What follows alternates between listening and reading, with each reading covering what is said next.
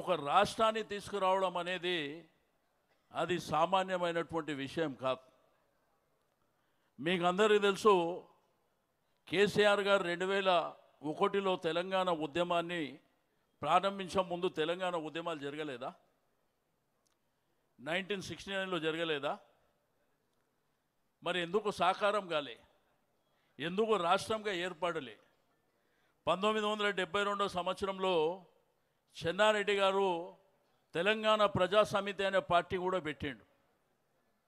11 10 మంది ఎంపీలు కూడా గెలిచారు. ఎందుకు సాకారం కాలే?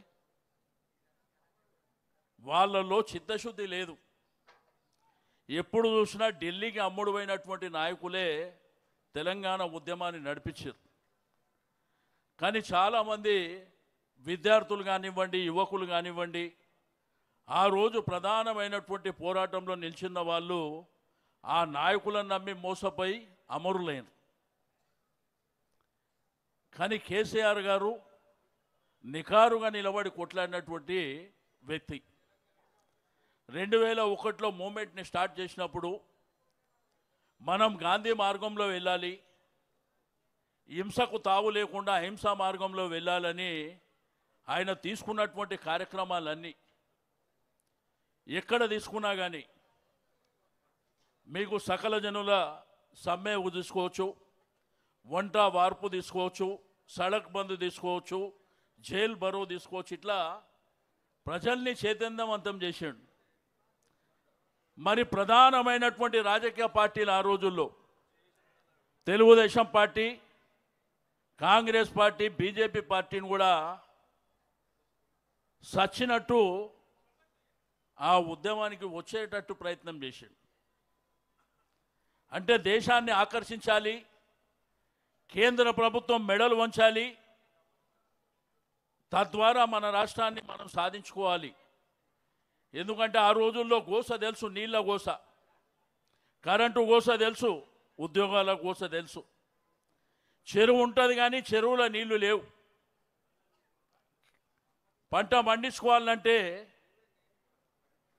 నేను మాట్లాడుతుంది, నువ్వు మాట్లాడినప్పుడు నేను విన్నా, నేను కూడా ఏం మాట్లాడు, నీకు కూడా అక్కడ ఉపయోగపడుతుంది.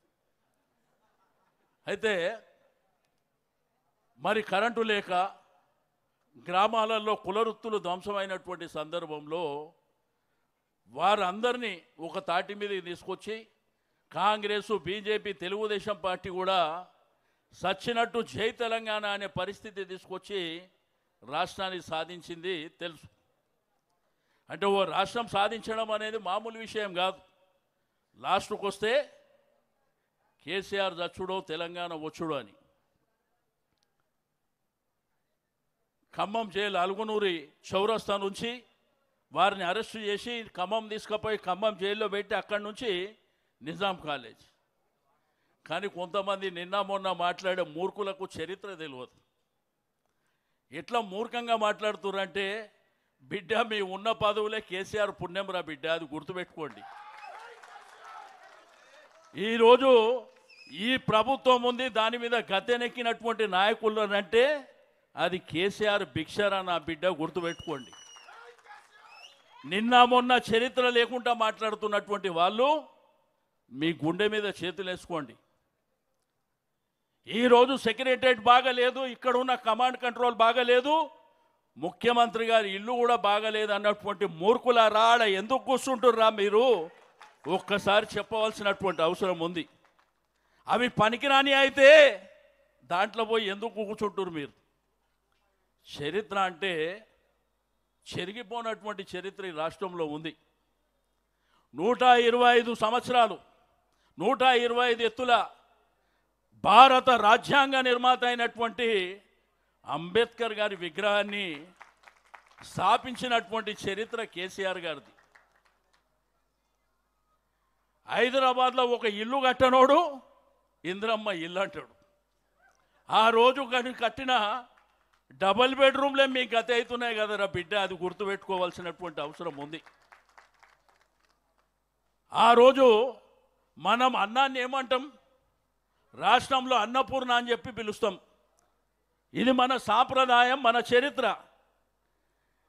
కానీ ఒక్క అన్నపూర్ణ క్యాంటీన్ కూడా పెట్టలే, కానీ ఇందిరమ్మ క్యాంటీన్ అని పెట్టిరు సిగ్గు లేకుండా.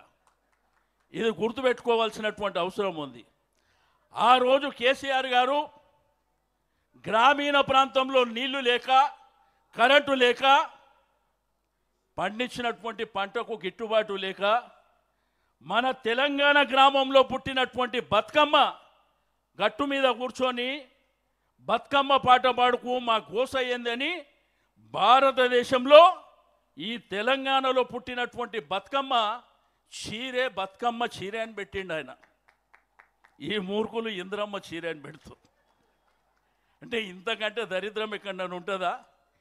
ఈడ తెలంగాణ గ్రామంలో పుట్టిన బతుకమ్మ మరి ఫ్లైట్లో బతుకమ్మ ఆడే పరిస్థితికి వచ్చింది, ప్రపంచంలో బతుకమ్మ ఆడే పరిస్థితికి వచ్చింది. అటువంటి చరిత్ర ఉన్నటువంటి ఈ నేల మీద, ఈ భూమి మీద ఈ రాష్ట్రాన్ని సాధించడానికి తన ప్రాణాలు సైతం పణంగా పెట్టినటువంటి కేసీఆర్ గారు ఈరోజు కొంతమంది మూర్ఖులు ఏది పడితే అది మాట్లాడుతున్నారు.